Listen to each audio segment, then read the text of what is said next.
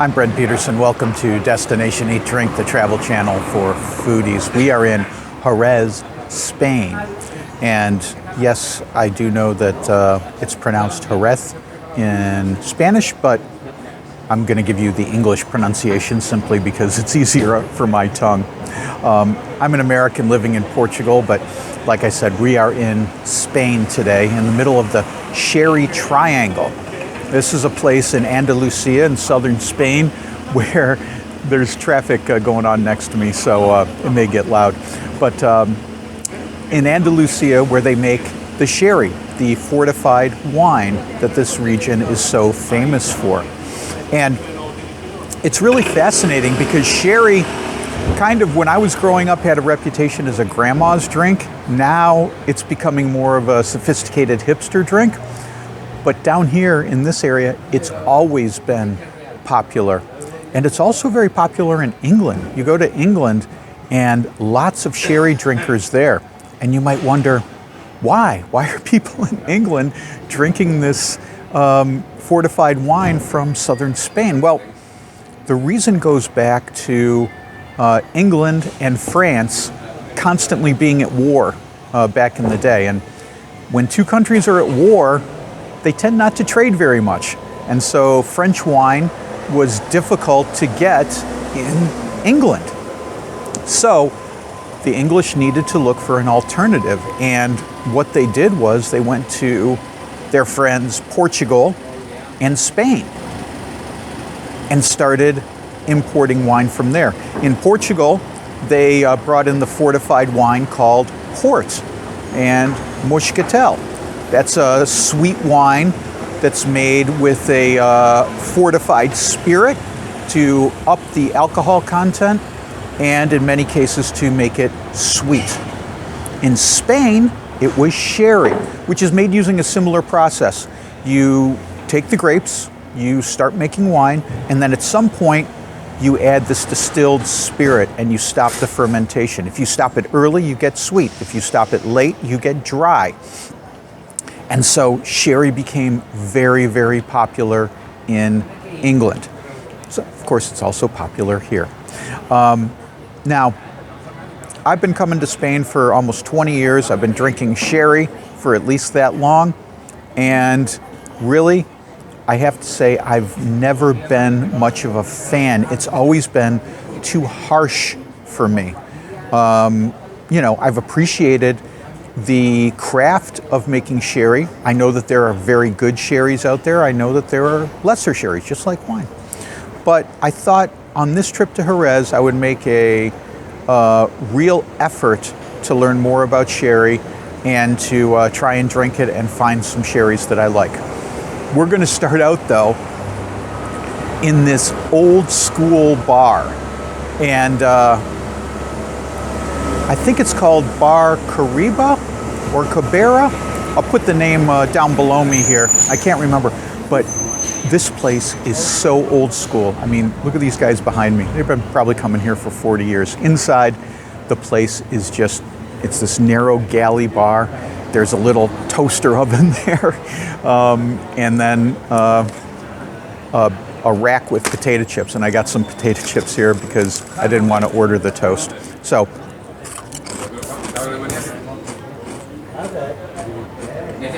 chips are good. All right, got two sherries, a dry and a sweet. Let's give these a try.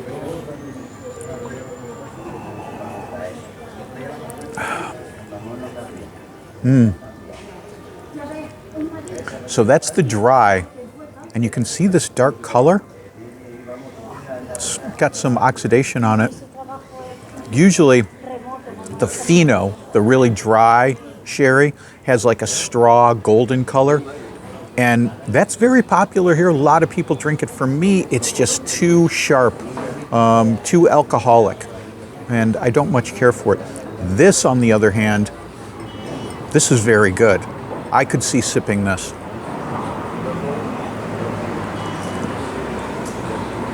That's nice. I didn't think I'd like the dry sherry.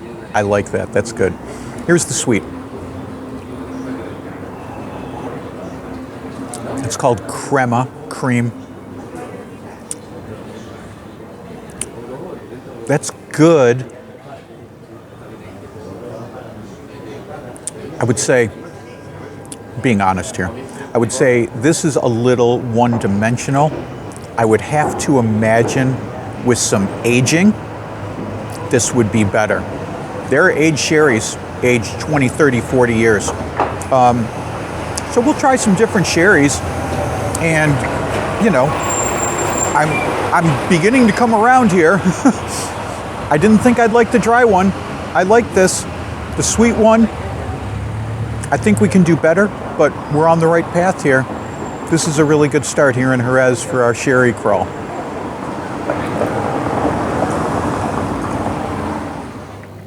This is Gallo Azul bar. This translates to the blue rooster. And this is a sherry bar. The interior here is so cool. I am so impressed.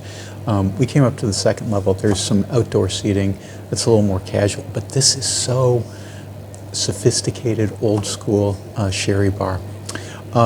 Just got a couple of glasses of sherry here, and this is one that I've really wanted to try. I asked the waitress, I said, do you have Oloroso? And she goes, see. And I said, really? She said, yeah, of course.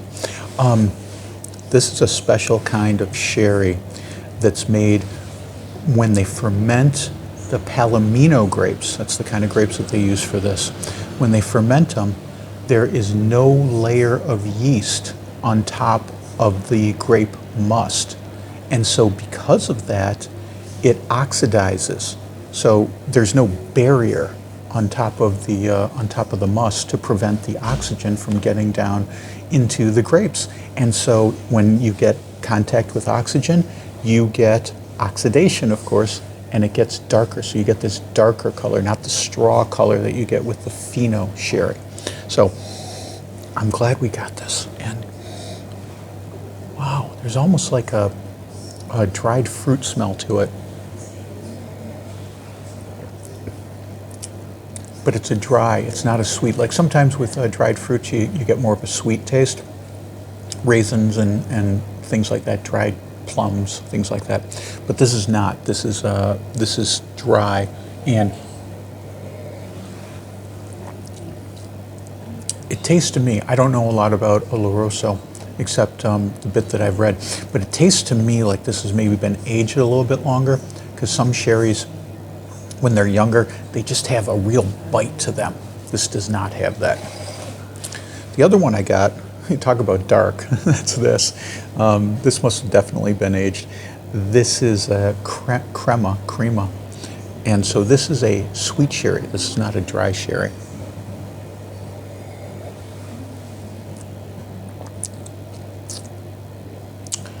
And that's almost like a muscatel.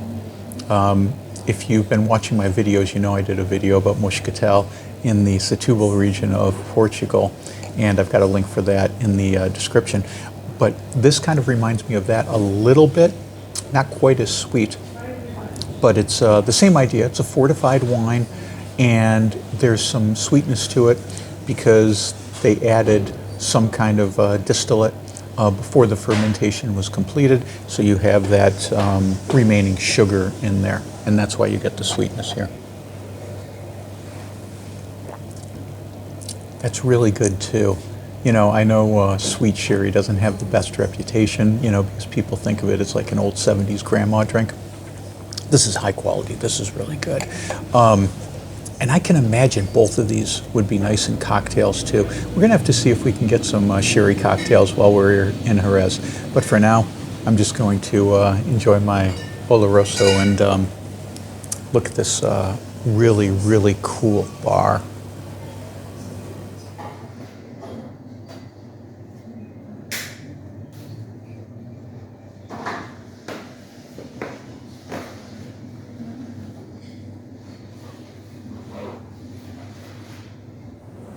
This is Tabanco San Pablo, and another traditional tabanco here in Jerez. Not sure how long these guys have been around, but judging from the phone, it's probably been a while. I got another sherry, and this one is Oloroso. I've I've told you about how that is made. And chilled, very nice. You can see they've also got their tapas here. This is on display. Don't see this all the time, but they've got things like a potato salad. I think that's potato salad with tuna is this one.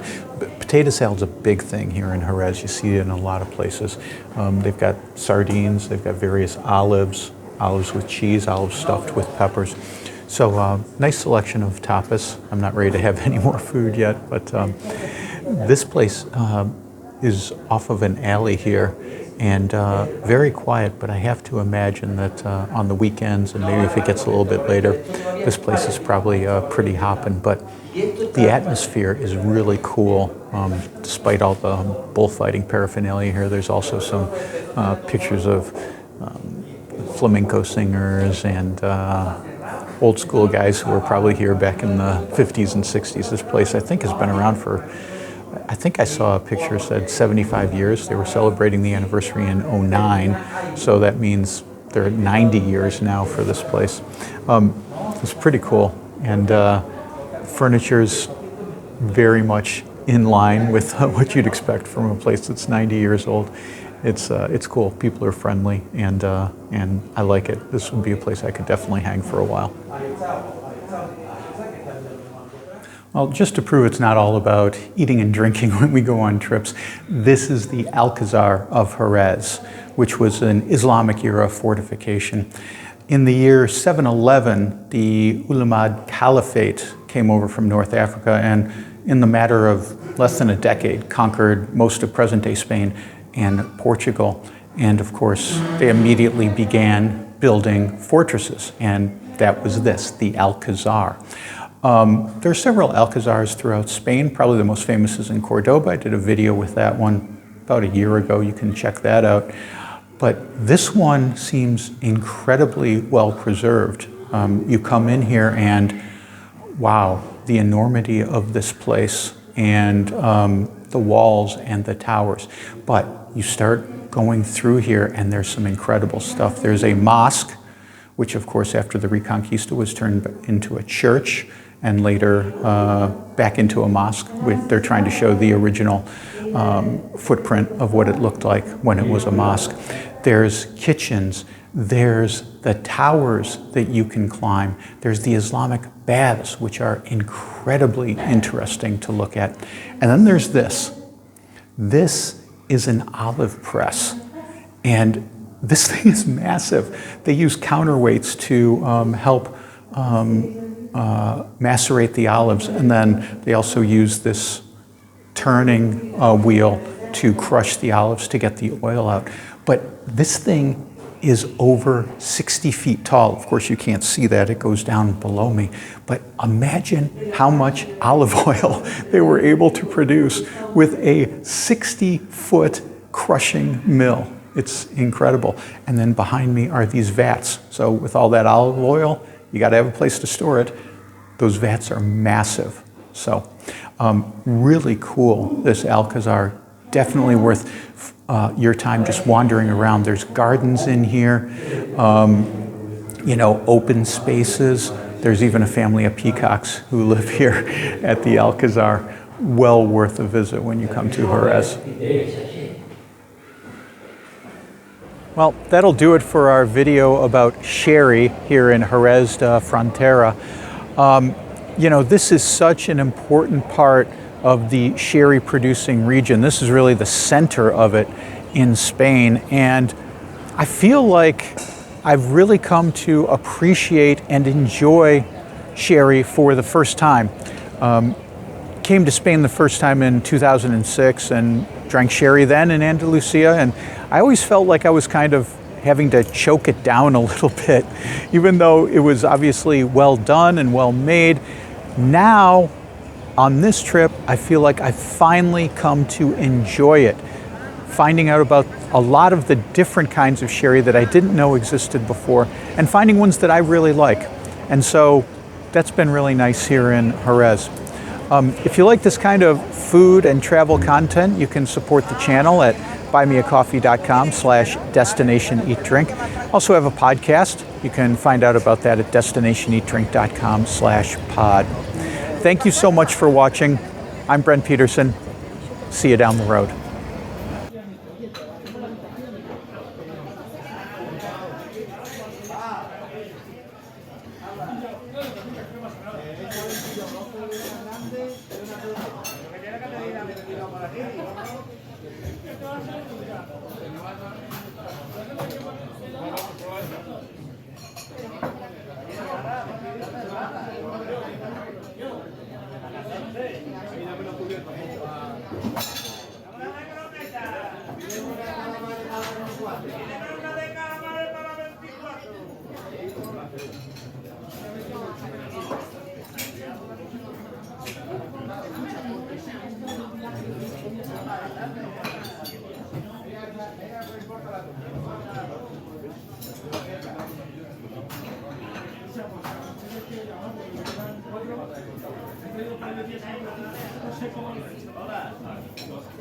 Dame dos pringas.